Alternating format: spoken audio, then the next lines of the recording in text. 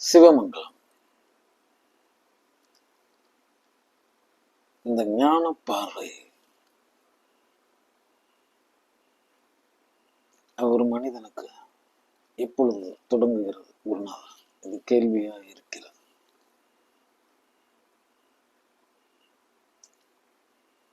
ஒரு தனி மனிதன் தன் நடைமுறை வாழ்வியலில் ஒரு இயல் மனிதனாய் ஓடிக்கொண்டிருக்கும் அந்த பெரும் போக்கிலிருந்து இந்த ஞானத்தின் அடிச்சுவடுகள் எப்படி இவனை வெளிப்படுத்துகிறது?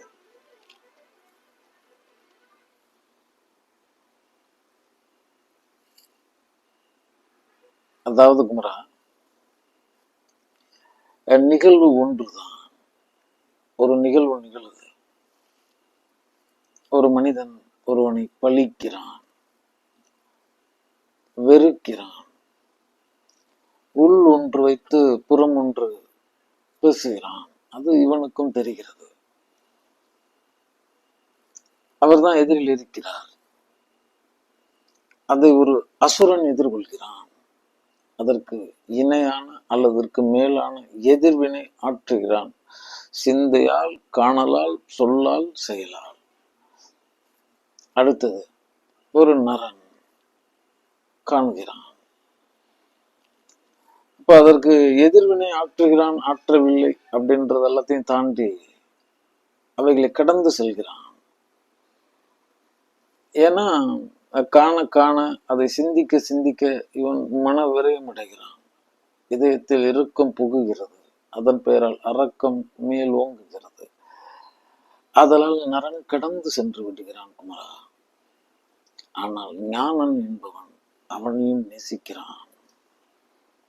அங்கிருந்துதான் தொடங்குது. நடக்கிறது ஒண்ணுதான். ஏன்னா இங்க நம்ம என்ன சுத்தி இருக்கு? பழி, பாவம், இழிவு, அவம், தவறு, குற்றம், இதெல்லாம் தானே இருக்கு.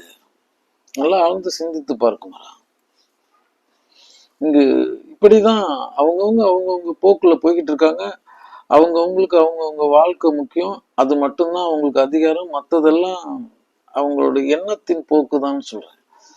அப்ப இந்த நிலைப்பாட்டுல இப்படிதான் பார்த்துக்கிட்டு இருக்காங்க. ஒரு அசுரன் காணும் பொழுது அதற்கு எதிர்வினை ஆற்றுகிறான். நரன் காணும் பொழுது களமாற்றி பயணிக்கிறான். ஒரு ஞானம் காணும் பொழுது அவனையும் உளமாற நேசிக்கிறான். ஒரு ஞான பார்வைங்கிறது சமமான நேசத்தின் பெயரால் நெருங்குகிறது. அப்போ ஒரு சமமான நேசத்தின் பெயரால தான் பார்க்கிறான். அப்ப தன்னை பழிப்பவனையும் தூற்றுபவனையும் உள்ளொன்று வைத்து புறம் பேசுபவனையும் 100% தனக்கு எதிராக செயல்படுபவனையும் அவன் நேசிக்க தொடங்கி விட்டால் இந்த சகத்தில் அவனுக்கு சிந்தையால், காணலால், சொல்லால், செயலால் எதிரியே இல்லை. இங்க அவனுக்கு இருப்பது அனைத்தும் உறவுகள் தான் சொல்றேன். அந்த தத்துவத்தில் நிலை நின்று விடுகிறான். ஒரு சுவாச, ஒரு காற்று கருவறை எனும் ஒரு தாய் வயிற்று பிள்ளைகள் நாம் எல்லாம் உணர மறந்த உத்தம மனம் படைத்தவன் உணர்ந்து விடுகிறான். அதன் பெயரால் என் உயிரின் உறவுகள் இங்கு உறவாடி கொண்டிருக்கிறது, உழன்று கொண்டிருக்கிறது. நான் உணர்ந்தாலும் சரி, உணராது போனாலும் சரி, இங்கு ஒன்றிக்குள்ளும் ஒருவனி தேவன் என இங்கு இருப்பது எல்லாமே என் சகோதரன் தான். இதுல ஒரு சத்தியம் இருக்கு. அப்ப இந்த நேசத்திற்கு அவன் வந்து விடுகிறான். அப்ப ஞானம் நேசத்தில் தொடங்குகிறது, அஞ்ஞானம் துவேஷத்திலிருந்து தொடங்குகிறது. அப்ப நேசம் பழகல், இதுதான் ஞானத்தினுடைய முடிவான நோக்கமா இருக்கு. ஏன்னா இந்த நேசம் அப்படின்னு சொல்றது அவனுடைய இதுன்னு சொல்றேன். உன்னை எவன் படைத்தானோ அவனுடையது, அதுதான் சொல்றேன். அவன் உங்களை எல்லாம் நேசித்தான், உங்களை எல்லாம் செய்தான். நீ பிடித்தது தான் செய்வ, பிடிக்காததை செய்ய மாட்ட. உனக்கு பிடிச்சிருக்கணும் முதல்ல. அப்ப உன் நேசத்தை களத்தில் களமாடினாய். அதே போல அவன் நேசம்தான் இங்கு வைக்கப்பட்டிருக்கும் எந்த உயிர்களும் என காண்குமரா. ஏன்னா இங்கு எதுவும் அது வேண்டி வரவில்லை. ஒரு இறை எனும் விவசாயியின் விதைப்புகளாய், விளைச்சலாய் நீங்கள் இருக்கின்றீர்கள். அவன் விரும்பினான், உங்களை விரும்பிதான் செய்தான். அப்ப இங்க எதன்பாலும் நேசம் கொள்றது என்ன பெரிய ஞானம்? அதெல்லாம் ஒன்றும் இல்லை என்று சொல்லுவாங்க. அந்த அந்த நேசம்ன்ற ஒரு நிலைப்பாட்டுக்குள்ள நம்ம வர முடியலன்னா தெரிஞ்சுக்க வேண்டியதான், இவன் அதற்கு தகுதியாகவே ஆகவில்லை. முழுசா அவன் படிச்சுக்கிட்டே தான் இருக்கான், அவ்வளவுதான். அது எல்லாம் உணர்வு பொருள் ஆக்கல. உணர்வு ஆனதுக்கு அப்புறமேட்டுக்கு அவனுக்கு தெரிஞ்சிடும், அன்பே சிவமாய் அமர்ந்திருந்தாரே. அந்த சுத்த நேசம் அப்படின்றது எதுல இருந்து வருது? அது அன்புதான் நேசம் கொள்ளும்.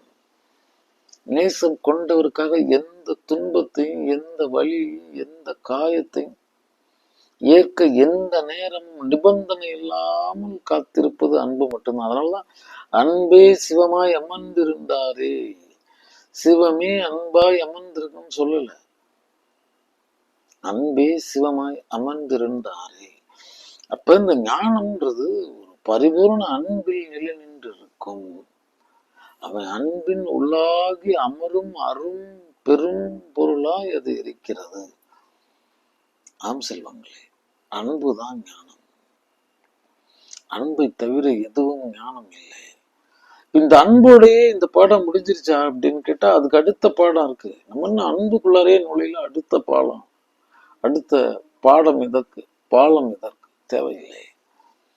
ஆனா இந்த அன்பும் இன்னும் ஆழ்ந்த நிலைக்கு செல்லும் பொழுது அது ஆன நிலை ஒண்ணு இருக்கு. அன்பா நான் இருக்கிறதுங்கிறது ஒண்ணு, அன்பா நான் ஆயிடுறதுன்னு ஒண்ணு. அது போல இருக்கிறது என் செல்வங்களே. அப்ப ஞானம் முழுசா அன்பினால் தான் கட்டமைக்கப்பட்டிருக்கிறது. தீயவரையும் நேசிக்கிறது, பழிப்பவரையும் நேசிக்கிறது. இந்த எதிரியின் துரோகியின் தோல்வியை, வலியை, காயத்தை கூட இது கனவிலும் சிந்தித்து அறியாதது. ஏன்னா இன்னைக்கெல்லாம் பாத்தீங்கன்னா இந்த மனிதர்கள் இந்த குரோதம், ஏன்னா இங்க எல்லா வினைக்கும் எதிர்வினை உண்டு. சும்மா நம்ம பாட்டுக்கு வேணா நினைச்சுக்கிட்டு இருக்கலாம். இங்க களம் எப்படின்னா கணக்கு கூடுதலாயிடுச்சு. முற்பகல் பிற்பகல் இங்கேயே கொண்டு வந்துட்டான் எல்லாத்தையும். சொர்க்கம் நரகம் சகலத்தையும் ஒரு இடத்துல வச்சாச்சு. இங்க முற்பகலப்பா, அங்க பிற்பகலில் அறுவடை செய்யப்படும். அப்ப நம்ம நன்று நிலைப்பாட்டுல இருப்போம். நமக்கு சிலர் தீயது நினைச்சிருப்பாங்க, அல்லது அதற்கான முயற்சிகள் இருந்திருப்பாங்க, அல்லது திட்டமிட்டே நம்மளை துன்பப்படுத்தியிருப்பாங்க, சொல்லால செயலால புறங்கூறலினால. அதற்கு ஒரு எதிர்வினை நடக்கும். எதிர்வினை நடக்கும் பொழுது அவர்களும் துன்பப்படுவாங்க, அவர்களும் வலியோடு இருப்பார்கள். ஏன்னா தப்பிச்செல்லாம் போயிட முடியாது. ஏன்னா நம்ம உடலில் தான் வைக்கப்பட்டிருக்கோம். ஆமா, அதை என்னைக்கு மறந்துடக்கூடாது. ஆமா, அப்ப அந்த அவர்களின் வலியையும் காயத்தையும் கூட நீங்கள் விரும்பி விடாதீர்கள். அவர் துன்பப்பட்டால் நீங்கள் துன்பப்படுங்கள். அவருக்கு வலித்திருந்தாலும் உங்களுக்கு வலித்திருக்கட்டும். அப்படி விகாரமா அவர்கள் செய்யும் போது கூட அறியாமையில நம்ம செய்யறது என்னன்னு தெரியாம செஞ்சுக்கிட்டு இருக்க அவங்கள்ட்ட போயிட்டு என்னத்தை போய் சொல்றது? ஏன்னா இந்த களத்துல வேற போதிக்கப்பட்டிருக்கு. இந்த களம் எல்லாத்தையும் வச்சிருக்கிறத தவிர இதுதான் வழின்னு வைக்கல. அதான் இங்க காலங்காலமா இருக்கிறது. நீயே முயற்சி பண்ணு, நீயே பயணி, நீயே முடி அப்படின்னு இருக்கிறதுனால நமக்கு இதுதான் பாதன்னு சொல்லப்படுறது இல்லை. அதனாலதான் பாருங்களேன், ஒவ்வொரு மனுஷனுக்கும் இது ஒரு சவாலுடைய களம் தான் சொல்றேன். ஒரு மனிதன் ஒரு மனிதனை திட்டமிட்டு முதலிலிருந்து முடிவு வரை அழைத்து சென்று விடவே முடியாதது.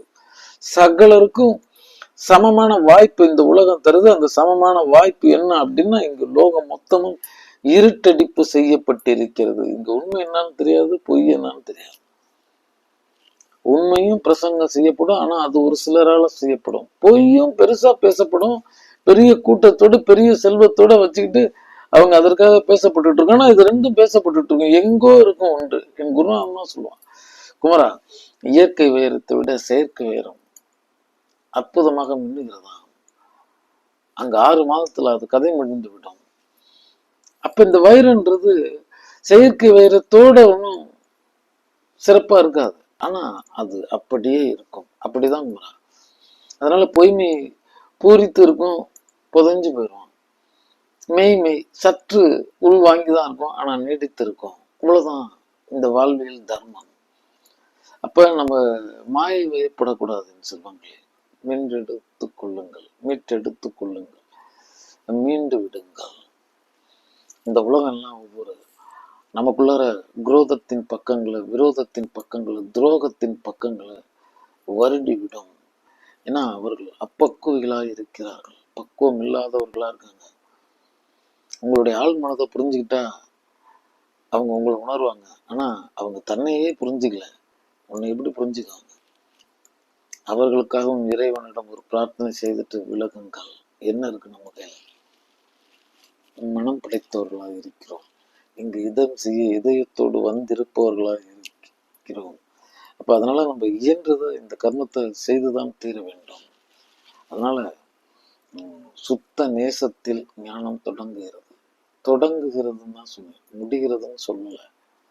நல்லா புரிஞ்சுக்கணும். முதல் பாடம், அன்பை புரியாதவன், நேசத்தை புரியாதவன் ஞானத்தை அடையவே இல்லை.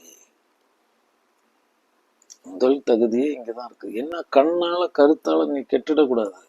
நீ பாட்டுக்கு பெரிய பாடம் படிச்சுக்கிட்டு இருப்ப, இங்க விரோதர்களையும் துரோகர்களையும் இந்த பழிபாவம் செய்பவர்களையும் அல்லது பழிப்பவர்களையும் தூற்றுபவர்களையும் உள்ளொன்று வைத்து புறமொன்று பேசுபவர்களையும் கண்டு உன்னுடைய கல்வியை பூரா விரையும் செய்திருந்த. அப்ப இதை நம்ம கடக்க வேண்டியவர்களா இருக்கும். ஒரு விமர்சனம் பண்றாங்க, தூற்றுறாங்க அப்படின்னா அதற்கு இணையா அவங்களை காணணும்ன்றதெல்லாம் இல்ல. நேசமாய் காணுங்கள். அவனுக்கு புரிய வைக்கவே முடியாது. அவன் ஒரு முடிவோட இங்க வந்திருக்கவன், உன்னை வேறொரு கோணத்திலேயே கருதி இருப்பவன். அவன் நீ என்ன சொன்னாலும் புரியாதுன்னு சொல்றான். அவன் தயாரா இல்லை.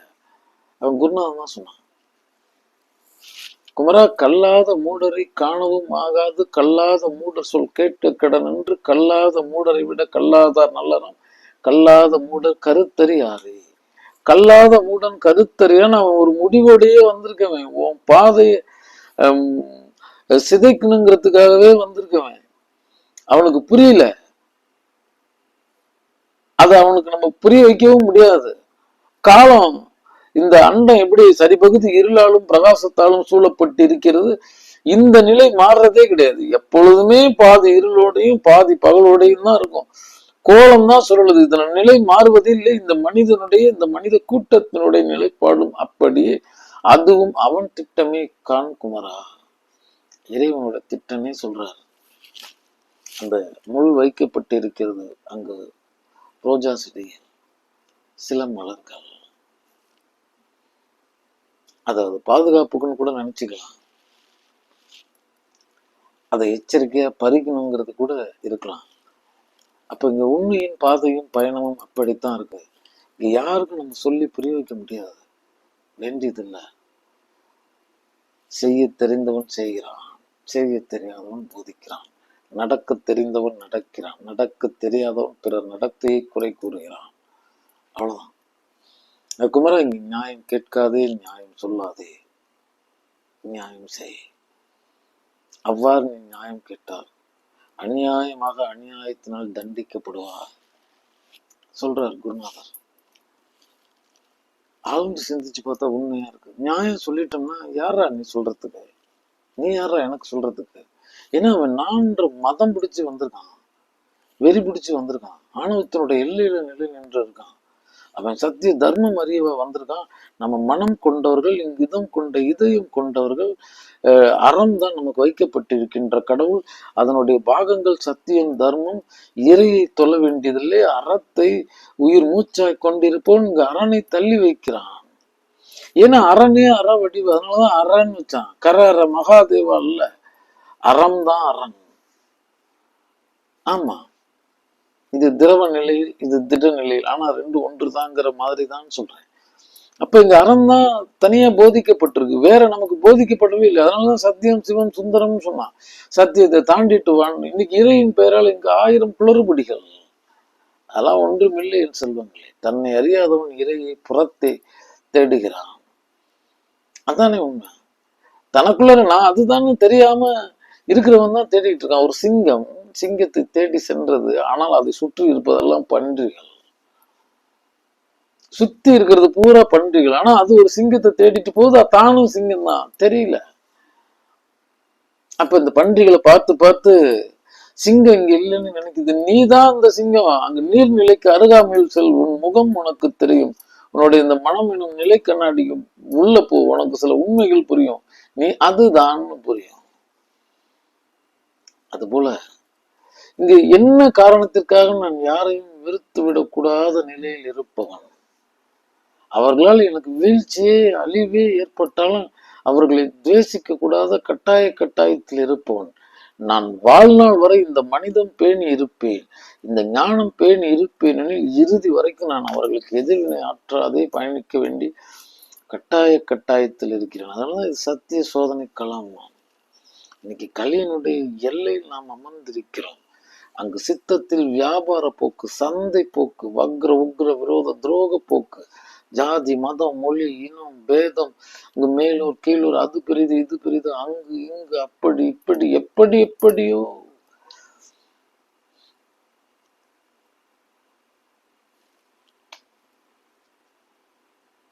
பிணக்குகளின் உலகமாய் போனது. அவ்வளவுதான்.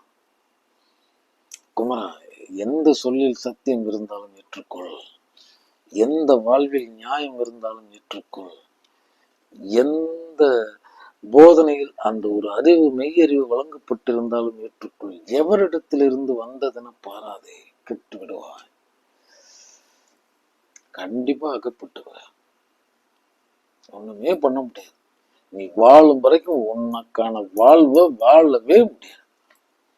நீ எதை கும்பிட்டியோ அதற்கான வாழ்வு, எதை கொண்டாடினியோ அதற்கான வாழ்வு, எதற்கு கொடி பிடிச்சியோ அதற்கான வாழ்வு, இறுதி வரைக்கும் உன்னுடைய சுய வாழ்வை நீ வாழவே முடியாது. இங்க கொண்டாட என்ன இருக்கு?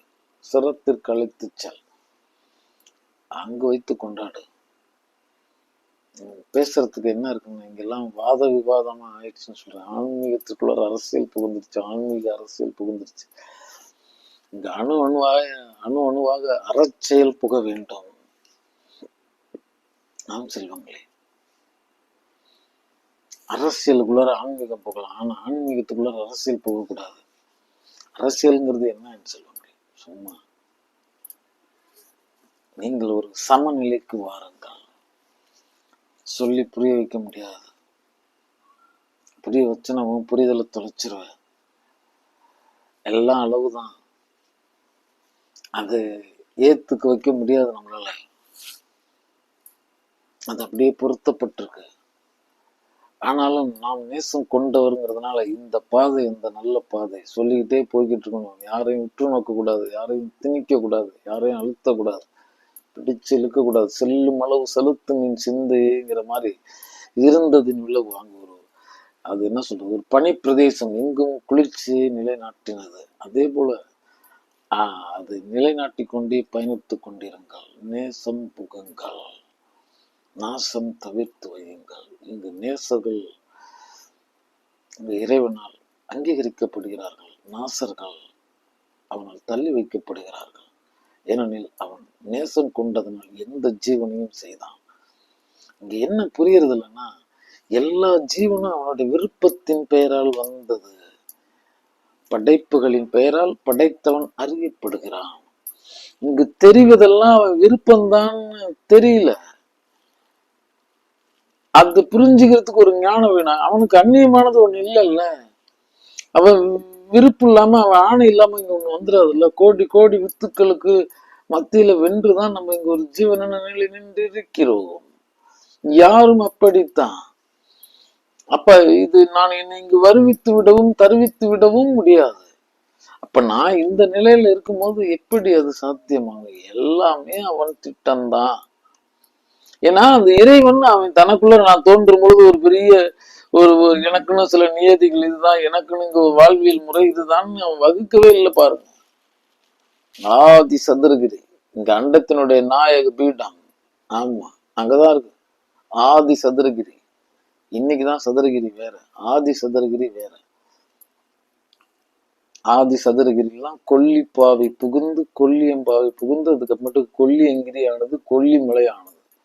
அதுதான் இந்த உலகத்தினுடைய பள்ளி. அறம்பளர்த்த அறப்பள்ளீச்சரம் மேவி அறம்பளர்த்த நாகி உடனமர் அறப்பள்ளீசன். கடவுளை போதிக்கல, தெரிஞ்சுக்கங்க. கடவுளை போதிச்சானா அவன் கடவுளே கிடையாது. கடவுள் போதிக்கிறது அறம் தான். அங்க சிவத்துக்கிட்ட போனா சத்தியம் கடந்து வா, சக்தியை கடந்து வா. சத்தியத்தை கடந்து வரலன்னா நீ வராதுன்னு விரட்டி விட்டுருவாரு.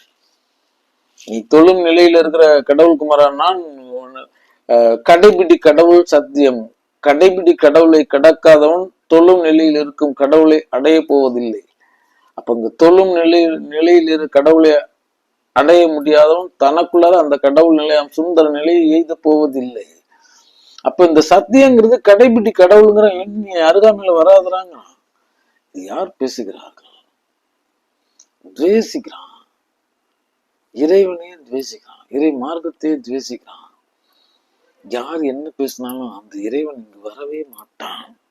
இவன் அவனுக்காக கொடி பிடிச்சிட்டான், அவனை கொண்டாடிட்டான், அவனை வழிபடுறதுக்கு ஒரு பெரிய கூட்டத்தை சேர்த்துட்டாங்கிறதுக்காக அவனுக்கு ஒரு தனி புஷ்பக விமானம் அனுப்பிலாம் இல்லை. அவன் கருவி கரணங்கள்லாம் நடுநடுங்கி விதிர்விதித்து அதறி பதறி வீழ்ந்து ஒளிந்து தான் போவான். இதுதான் மனிதனுடைய வரலாறு. இச்சையில் தொடங்கி ஞானத்தில் முடிவடையுது. அவ்வளவுதான். வாழும் காலத்துல சில உண்மைகளை உணரணும். இந்த நான் எனும் தன்மையை, இந்த ஆணவத்தை வதம் செய்யணும். ஆமா, அதான் கல் தோன்றி மண் தோன்ற முன் தோன்றிய மூத்த தமிழ் சொன்னது, வேதம் சொன்னது. தமிழ் பேசுபவர்கள் இறை ஞானம் பெற்றவர்களா இருக்காங்க. நான் அவங்களுக்குள்ளார ஆழ்ந்து போகணும். அதுக்குள்ள ஒரு பெரிய ரகசியம் இருக்கு.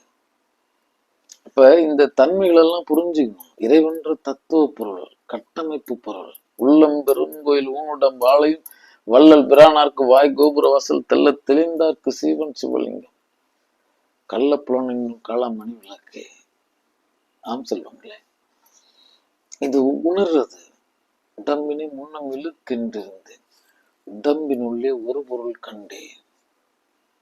அத்தனை பெரிய இறைவன் எனக்குள்ள உயிரா இருக்கான. என்னையும் ஒருவனுக்கு இருங்கலல் சென்னியில் வைத்த சிவன் சேவடி போற்றி போற்றி. இந்த கூட்டையும் ஒரு பொருளுடையதாக்கி அங்கும் சீவன் என வீற்று அந்த உத்தமன் எனக்குள் வீட்டு இருக்கும் பொழுது நான் மேலான சிந்தனைகளினால், மேலான காணலினால், மேலான சொல்லால், மேலான செயலால், மேலான சாதனையினால் அவனை பிரதிபலிக்கிறேன், அவனை குளிர்விக்கிறேன், அவன் முகம் சுளிக்காது பார்த்துக் கொள்கிறேன். என் வாழ்வு என்னோடு, என் வாழ்வு அவனோடு அப்படின்னு பயணிக்கிறது. ஆமா, முடிவில்லாத பக்தியை முடிவில்லாத இறையிடம் திசை திருப்பி அத கதையை முடிச்சிடுறது. கொண்டாடுறது இல்ல, தனக்குள்ளார கொண்டாடுறது. ஆமா, ஏன்னா இப்ப சாட்சி சொல்ல வரப்போறது இல்ல. அதனால இந்த உலகம் எதோ கருத்துக்களை, எதோ முறைகளை, ஏன்னா இது தோன்றிக்கிட்டே தானே இருக்கும். இறை சார்ந்த மயக்கங்கள், நிலைப்பாடுகள் இதெல்லாம் தோன்றிக்கிட்டே தான், புதுசு புதுசா வந்துகிட்டே தான் இருக்கும். ஆனா நிஜம் அது இல்லைன்னு சொல்றேன். நான் போற்றுவதற்கு ஒன்றுமே இல்லை, நான் அதை அடைவதற்கு வந்திருக்கிறேன். இது சிறந்தது, அது தாழ்ந்ததுன்னு சொல்றதுக்கெல்லாம் வரல. அது உண்டு இல்லைன்னா சொல்லப்படுறது இல்லை. இல்லாததுக்கு எதுக்கு அதை பத்தின பேச்சு? இல்லாததை பத்தி ஏன் பேசுறீங்க? பேசுவாங்க. ஏன்னா கேட்டா நீங்க இருக்குன்னு சொல்றீங்க, நாங்க இருக்குன்னு சொல்றோம், இல்லாம இருக்குன்னு தான் சொல்றோம். மின் கடத்தியை கண்டேன், மின்சாரத்தை காணவில்லை, உடலை கண்டேன், உயிரை, உள்ளத்தை, உணர்வுகளை, சொல்லை, இங்கு மண்ணை தாங்குவதை நான் காணவே இல்லை. இப்ப இல்லைங்கிற பொருள்ல ஒண்ணு பேசப்படுதுல இருக்கு. அவ்வளவுதான். சொல்லினேன், உணர்ந்தாய், தலையசைத்தாய், ஆனால் காணவில்லைப்பா. இந்த தன்மையில ஒண்ணு இருக்கு. அது ஒரு உணர்வுகளுக்கு அப்பாற்பட்ட உணர்வா இருக்கு. அந்த உணர்வுகளுக்கு அப்பாற்பட்ட உணர்வு நான் அடையணும்னா நான் நல் உணர்வு எய்தணும். அந்த நல் உணர்வுல நின்று நின்று நின்று நான் அது மயமாகி போகும் பொழுது அந்த உணர்வறியாத உணர்வில் நான் நிலை நின்று விடுவேன், நான் அதுவாகி விடுவேன். அவ்வளவுதான். நான் அதுதான். அதுல எனக்கு எந்த சந்தேகமும் இல்லை, உங்களுக்கு வேணாம். யாரும் அதுதான் சொல்றேன். சிவனே சிவனாய் அமர்ந்திருந்தாரே. அந்த பால்ல நெய் எடுத்தாச்சு, இன்னொரு பால்ல எடுக்கல. முயற்சி பண்ணா எடுத்துடலாம். அதற்கான சில நிலை மாற்றங்கள் இருக்கு. திரியணும், தெருதனில் திரி, மத்தியமமாய் திரி.